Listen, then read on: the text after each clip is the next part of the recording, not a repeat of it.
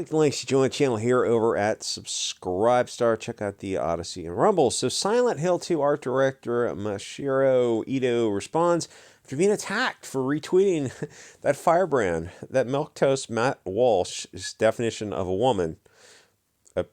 That's how it's weird the things that they find to invest their emotional energy. It's an adult human female. There's really not much to say about that. They just want to attack someone who they don't like. They have no interest in the BLT stuff. Of course, they have no interest in the BLT stuff. All of this is just a tool of virtue signal so they can get some attention on social media and get some of that sweet dopamine from external validation. This is a good example of what absolute parasites SJWs are. They see people talking online in another country, in a culture they don't understand, in a language they don't speak, but they intrude into the conversation and start telling them what to do, that they have to, these people 10,000 miles away have to abide by their, their SJW American worldview. They're using Google Translate to get a rough translation that doesn't capture any of the nuance, that they can't understand any of the history of the people or their culture involved, but they intrude anyway. They don't speak the language or the culture, but they have to abide by your ephemeral cultural Marxist worldview that didn't exist 20 years ago. But the worldview for the past, I don't know, millions of years is suddenly the wrong one. That is childish hubris combined with a level of a lack of self-awareness that really just shocks the conscience. I mean, the lack of self-awareness is the weird thing when you look at them and you go, so you think you're 22 years old and you think your worldview now, so you think you're going to have this forever. Have people believed what you're believing currently now? This bizarre, like, 100-year-old globalist philosophy that's failed every time they tried it. And like, there's like millions of years of at least primate behavior and that is not in accord with your current beliefs. Is it possible that some of these things are, was it the tulip type of fad, a bloom and bust cycle? Is it possible that you're in the middle of one of these things? Have you watched how fads go beforehand? The Bernice got her bob type of thing. Like, do you think this is going to be a forever fad? Oh yeah, absolutely. So it's like 10 years old. This current version of it, and you seem to invest a lot of energy into a fad that's about 10 years old. You think it'll be around in 10 years? Oh, I never really thought about it that way. Yeah, because that's the way a young person thinks, is that everything is going to be permanent. That this certain fad that you're like, are there any other fads within the past hundreds of years or thousands of years? Oh, now that you mention it, looking back through history, history's kind of littered with these boom and busts cycles of fads.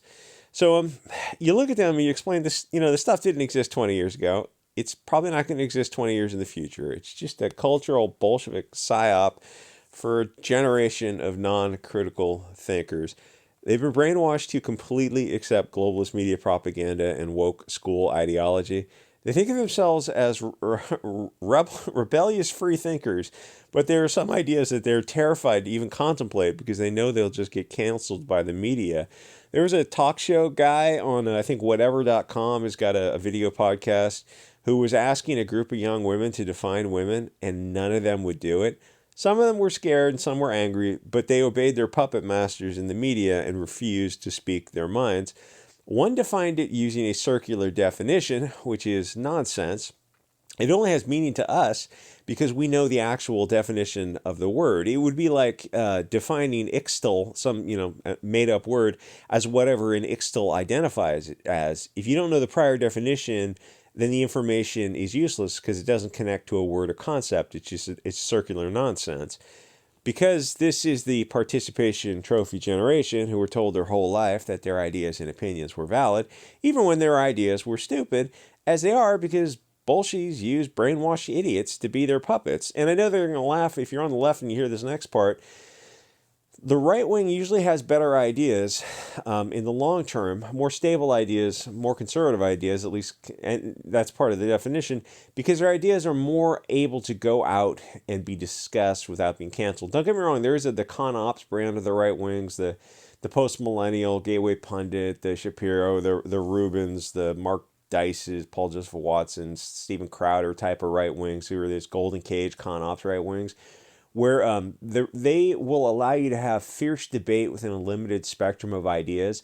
But if you go to a millimeter to the right, they will immediately destroy your life. There's various hidden videos of Ben Shapiro saying some truly abhorrent things. But that's all the con ops right wing. It's to keep you as distracted as possible, thinking you're actually doing something, but you're not. You're never over target. Like that kind of version of right wing never gets over target, because they're never actually going to the core of any kind of matter. Because if you're a millimeter to the right of the mainstream milquetoast Matt Walsh type of right wing, they will immediately turn on you and cancel you, and you go, that's a losing strategy, because the left wing doesn't cancel people who are a millimeter to the left of them, but the right wing does. And you look at that version of the right wing, you go like, yeah, they're not on the right wing. They're controlled opposition. They're just there to keep you distracted. But there is a real right wing out there who are not afraid to discuss anything they want. If there's a more brainwashed group of idiots than these current crop today, they're hiding their light pretty well. It's weird to see so many younger people who consider themselves on the left or progressive, but they're terrified of free speech, or asking anything they want, or having discussions about any topic they're interested in. They're liberals, but they openly accept censorship and authoritarianism from their bullshit masters in the media, because they know the media will destroy their life. You saw what CNN is willing to do to people. They'll hack into your computers, they'll trace you, they'll dox you, they'll threaten to get you fired, your wife fired, your kids kicked out of school, having the banks cancel your account. The media in America really absolutely controls discourse now. It's like people know like who the true masters are in America. So these are not liberals, because liberals aren't scared of open discussion. Liberals don't censor and deplatform. Globalists do that because globalists have bad ideas that can't survive that open marketplace. That harsh, disinfecting sunlight, bad ideas just get radiated into ashes. Globalists have to censor and control the dissemination of information, otherwise they lose. A liberal or any mature intellectual isn't afraid of talking to Matt Walsh coming to speak at their university, or Dr. Duke or Farrakhan. If they're interested, they're going to go and listen politely to their ideas. If not, they're just going to move on with their lives. Globalist kids will try to censor the speaker to prevent other people from listening to them. That's the difference. Globalists are authoritarian. They know better than you what ideas that you should contemplate, or they think they do. It's just bizarre when you see like 20-year-olds at a college campus who are telling other people what ideas they should not be allowed to listen to. And you look and be like, you're 22 years old. You don't know anything. Why would you think you know better than someone else what ideas they may contemplate? I mean, they don't have an answer to that because they're not used to engaging in adult discussions. So how do I know that they're the brainwashed ones and we're not? Well, one of the reasons is that we're over target. We're the ones who do get fired and debanked and kicked out of, deplatformed and kicked out of things. We're over target. If you're on YouTube still, you're not over target at all. So that's what the con ops is. But if the banks are canceling your account, then you're probably saying something that should at least be contemplated. So we're able to tell you to read whatever you wish from any sources. Nothing is off limits. Far left, far right, mainstream history, alternative history. Simply use that godlike machine between your ears to decide for yourself. Talk to anyone you wish about anything you wish. Go listen to any speaker on earth. Slaughter all the sacred cows. It's only ideas and words. And at one time, that's kind of the definition of liberalism, is being able to do those sorts of things, contemplate any kind of ideas, have a little Socratic circle and bounce ideas back and forth like mature adults. But the left has lost all of that now, to the point where they're afraid to even have these conversations. The left is legitimately openly scared of the media destroying their lives, and the left wing can't say the same. They can't have those discussions because they're terrified that you might reach a conclusion not in accord with their own. I mean, there's the left wing useful idiots, and then there's the left wing puppet masters. And one of the things about the useful idiots in the left, which is what 99% of them are the ones you see, like they think this is all organic, and they don't see like they're being manipulated. Like, oh, so you're on the left, so you can like sit down, smoke a J, and have conversations about anything. They're like, oh, no, I guess we can't. Oh, so why would you want to be under someone else's control? Well, that's a good question. So one of the weird things about this issue is that when people have these conversations, the BLT contingent immediately goes to straw man, appeal to emotion, and ad hominem. The professor asking Matt Walsh, does a chicken cry? You can search for that video.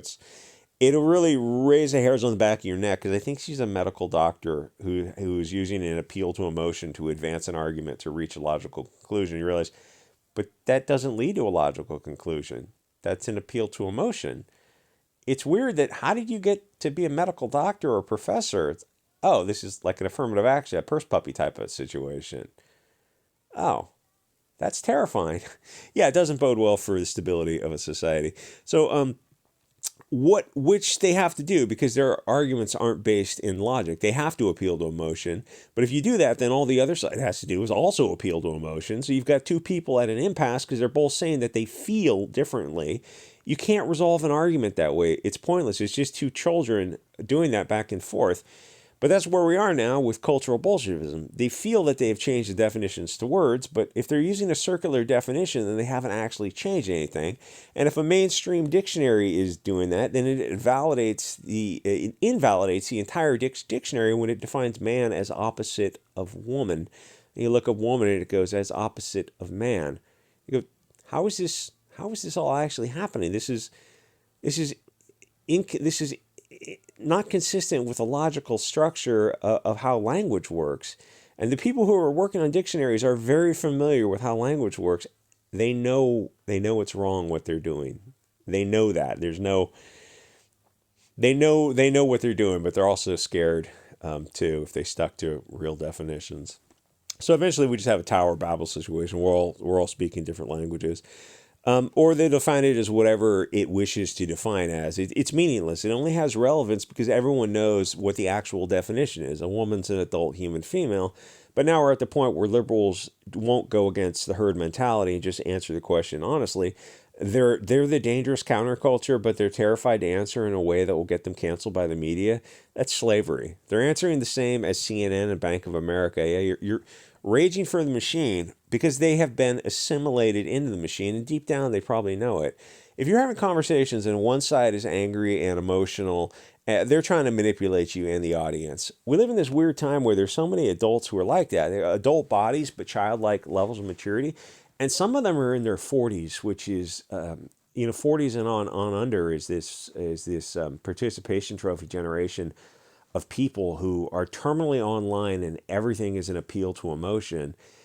And the younger ones are the same participation trophy generation, but they immediately went into social media at a very young age. They're like, yeah, it's the toddler's first cell phone. It's like, that's why kids are being exposed to the most horrific, degenerate adult content from the prawn type of stuff. It's like the average age of exposure is like 11 years old.